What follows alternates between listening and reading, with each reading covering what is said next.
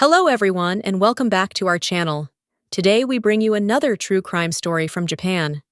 Japan has witnessed its share of chilling crimes, but few have sent waves of shock across the country, like the story of Chisako Kakehi, who was dubbed the Japanese Black Widow. She would befriend elderly men through a matchmaking agency, usually going for those who are childless and well-to-do. When they trusted her enough to make her the sole beneficiary of their assets, Chisako Kakehi would move in for the kill. Let's explore the life of Chisako Kakehi, her victims, and the disturbing details of her crimes. Not much is known about Chisako's early life. Born in 1946, Chisako Kakehi seemed like a typical woman from Fukuoka, Japan. Her life was unremarkable for many years. She married her first husband at the age of 23, and they ran a printing business together, but it continued to run at a loss and went out of business. After her husband passed away, Chisako met Suehiro, who she classified as an acquaintance in 2007. Chisako borrowed money from him to try her hand at investing. However, she suffered a great loss from her investment, and her debt reached 40 million.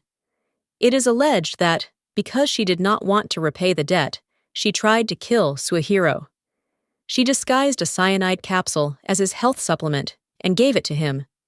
He was able to get to the hospital on time and survived the attempt. He is the only known survivor of the Black Widow. She chose her next victim a few years later in 2011. When they met, Masanori Honda was a 71-year-old in good shape who frequently went to the gym. However, by the spring of 2012, after meeting up with Chisako for a few minutes, he lost consciousness while riding his motorcycle. Less than 2 hours later in hospital, doctors confirmed his death. It was later confirmed that he had traces of cyanide in his blood. Her third victim was a cancer survivor. In July 2013, life was looking up for Hiroki. His cancer had been almost completely treated by radiation therapy, and he was also in great health. By August 2013, Hiroki appeared devoted to Kakehi. They were close, often eating together and spending the night in each other's homes. This ended in September 2013, when the couple went out for dinner. Kakehi gave Hiroki a cyanide pill disguised as his health supplements, and after they finished their meal, Hiroki lost consciousness. He died within 2 hours. Kakehi did not wait long. In November 2013, just 2 months after Hiroki's death, she had already married her next and final target, Isao Kakehi. Isao Kakehi was a 75-year-old man from Kyoto who was also in good health. Barely a month after their wedding, Isao suffered a cardiopulmonary arrest shortly after eating dinner at home with his new wife. She called the ambulance, which rushed him to the hospital, but he died just an hour later. Chisako's murders started in 2007, when she was 61, but she escaped suspicion until Isao Kakehi's death prompted a police investigation that resulted in her arrest in 2014. Why did it take so long for her crimes to be discovered? Autopsies are rare in Japan and are typically only performed when there is suspicion of foul play, which may be why the deaths of her former partners went largely unnoticed at the time. But Isao Kakehi's death was considered suspicious enough to warrant an autopsy, which revealed lethal amounts of cyanide. Days after his death, authorities found health supplement pills and empty capsules in Kakehi's apartment, suggesting that she had emptied the health supplements and refilled them with cyanide that had been ground to a powder. Kakehi had obtained the cyanide from her job at the printing factory. Their investigation into her previous relationships revealed a trail of men who had all died under the same mysterious circumstances, each leaving significant sums of money to Kakehi. Police also believed Kakehi was linked to the killings of 4 other men, on top of the 4 she was charged with, but prosecutors ultimately decided against indicting her for those due to insufficient evidence. In total, she accumulated more than 1 billion yen from her victims from life insurance and inheritance payouts between 2007 and 2013.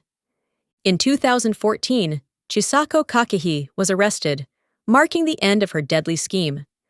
But what came next shocked the nation. During her trial, Kakehi showed little remorse for her actions. She confessed, and then at one point, she stated that she couldn't remember all of her crimes, claiming that dementia was affecting her memory. In 2017, Kakehi was sentenced to death for the murders of her husbands and lovers.